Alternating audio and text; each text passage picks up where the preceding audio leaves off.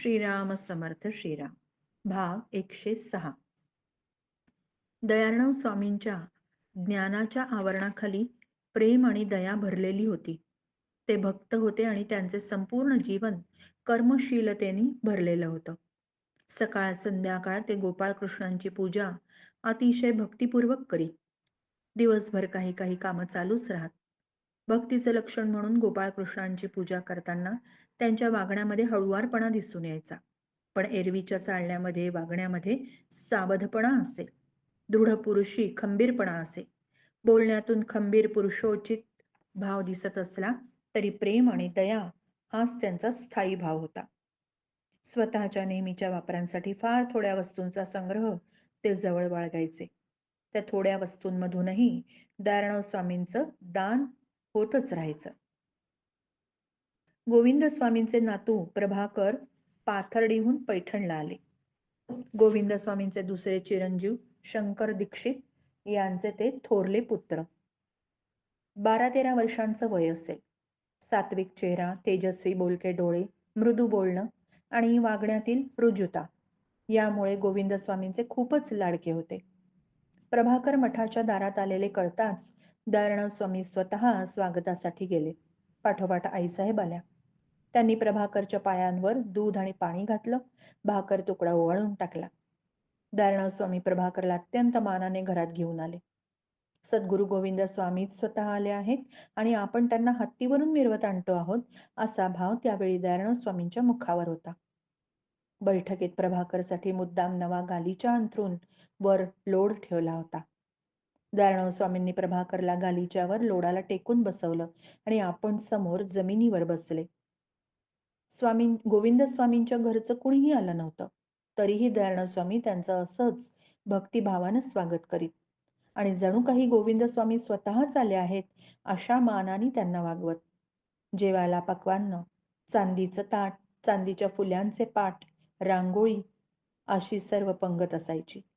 जेवण झाल्यावर दयार्णव स्वामी स्वतः त्यांच्या हातावर पाणी घालायचे. आईसाहेब हात पुसायला पंचा घेऊन उभ्या राहायच्या.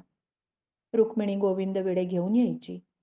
पहिल्यांदा गोविंद स्वामींच्या घरच्यांना खूप संकोच वाटायचा.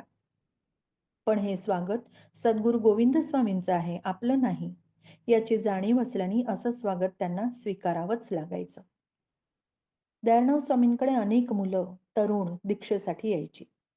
काही मुलं त्यांच्याकडेच शिकायला राहायची. अशा मुलांमधूनच दयार्णव स्वामींचे अंतरंग शिष्य तयार झाले. त्यांच्या अंतरंग शिष्यांपैकी कंबुकंठ या शिष्याची हकीकत अगदी विलक्षण आहे.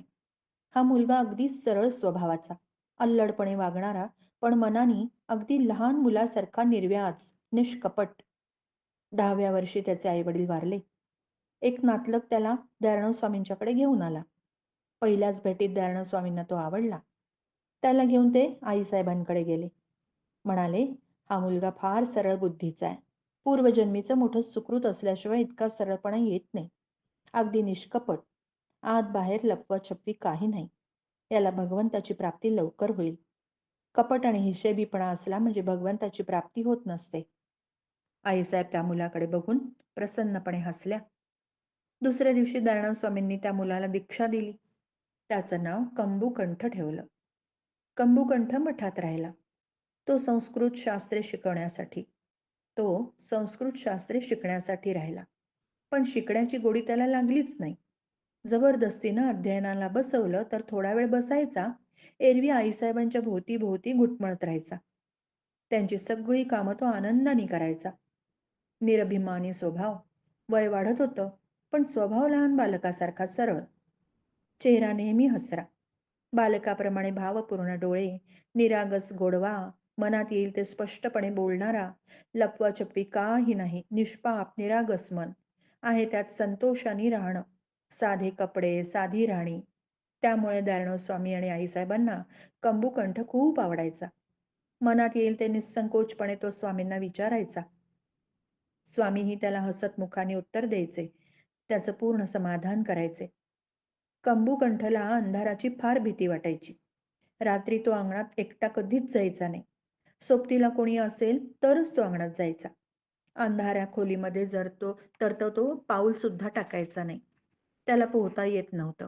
त्यामुळे अंघोळीला नदीवर गेला तर घाटाच्या पायऱ्यांवर बसून तो तांब्या-तांब्यानी पाणी अंगावर घ्यायचा आणि अंघोळ करायचा.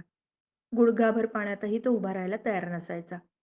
नावेतून पैलतीरावर जायलाही तो घाबरायचा. नाव उलटली तर काय होईल?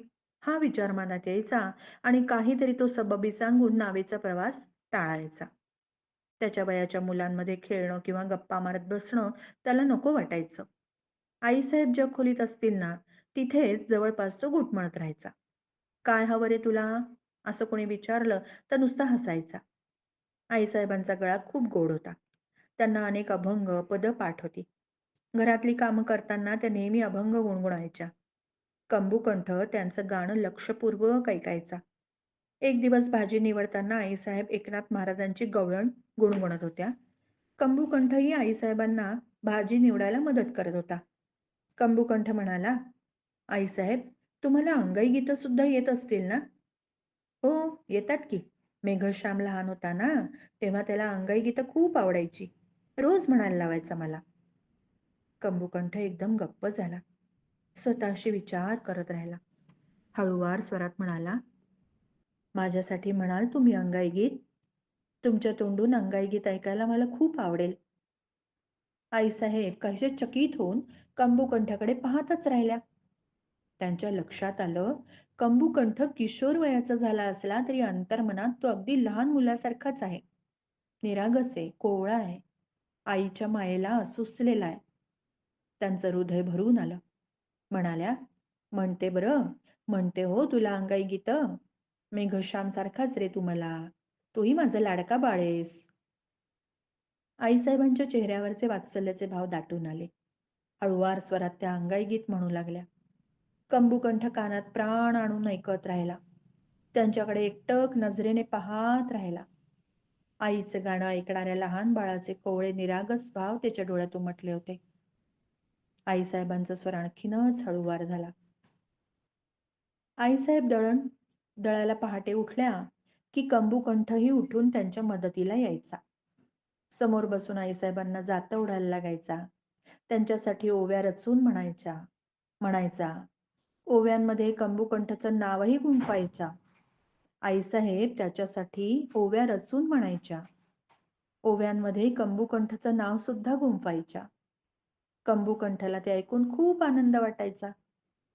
दुपारी आईसाहेब एकट्या जर काम करत बसल्या असल्या ना, की कंबूकंठ त्यांच्या मांडीवर डोकं ठेवून झोपायचा. आईसाहेब त्याच्यासाठी अंगाई गीत म्हणायच्या. एका हाताने त्याला मधून मधून थोपटायच्या, तेव्हा कंबूकंठचं मन अगदी आनंदाने समाधानाने भरून यायचं. कंबूकंठला कोणी पैसे दिले तर तो साठवून ठेवायचा. त्यातून दयाळराव स्वामी आणि आईसाहेब यांच्यासाठी वस्तू आणायचा. स्वतःसाठी का घेत नाहीस रे? असं कोणी विचारलं तर म्हणायचा, आईसाहेब मला देतात ना सगळं. मग मी त्या वस्तूंचा का म्हणून विचार करू? एखादी चांगली वस्तू कुठे पाहिली तर ती स्वामींना किंवा आईसाहेबांना आवडेल का? त्यांना ती उपयोगी पडेल का? हा विचार माझ्या मनात येतो. तुला स्वतःसाठी ती वस्तू आवडली का असं जर विचारलं तर तो म्हणायचा, मला असल्या वस्तूंचं काही आकर्षण नाही वाटत. माझं मन तिकडे ओढच नाही घेत. दुपारची जेवणं झाली. दयाळराव स्वामी आतल्या खोलीमध्ये झोपले होते. उन्हाळ्याचे दिवस होते. हवेत खूप उकाडा. कंबूकंठाला वाटलं, स्वामींना पंख्यानी वारा घालावा. काही वेळ त्यांनी वारा घातला. तोवर दयाळराव स्वामींना जाग आली. म्हणाले, "पुरे आता. आणखी वारा नको घालूस. तुझे हात दुखायला लागले असतील ना?" "नाही स्वामी, हा पंखा अगदी हलका आहे बघा. इतकासा वाऱ्याने घातल्याने काय हात दुखणार का? हात दुखायला लागले की मी थांबेन. आपण नाही चिंता करू तेवढ्यासाठी." कंबूकंठचं हे बोलणं ऐकून दयाळराव स्वामी डोळे मिटून पडून राहिले. पण काही क्षणात पुन्हा म्हणाले, "पुरे कर आता. तुझे हात दुखतील रे." कंबूकंठ काहीच बोलला नाही. त्यांनी पंख्यानी वारा घालणं तसंच चालू ठेवलं. दयाळराव स्वामी विनंतीच्या स्वरात म्हणाले, "तुला काय सांगू? तू एवढासा कोवळा मुलगा, वारा घालण्यामुळे तुझे हात दुखतील या विचारानेच मला झोप येत नाहीये. तू वारा घालणं थांबव, मगच मला परत झोप येईल." कंबूकंठ विस्मयचकित झाला. दयाळराव स्वामी केवढे करुणाशील आहेत. मी त्यांच्या पोटचा मुलगाही नाही. त्यांच्या घरी मी शिकायला राहिलेला एक आश्रित मुलगा, तरी एवढी माझी काळजी. त्याचं हृदय भरून आलं. श्रीराम समर्थ श्रीराम.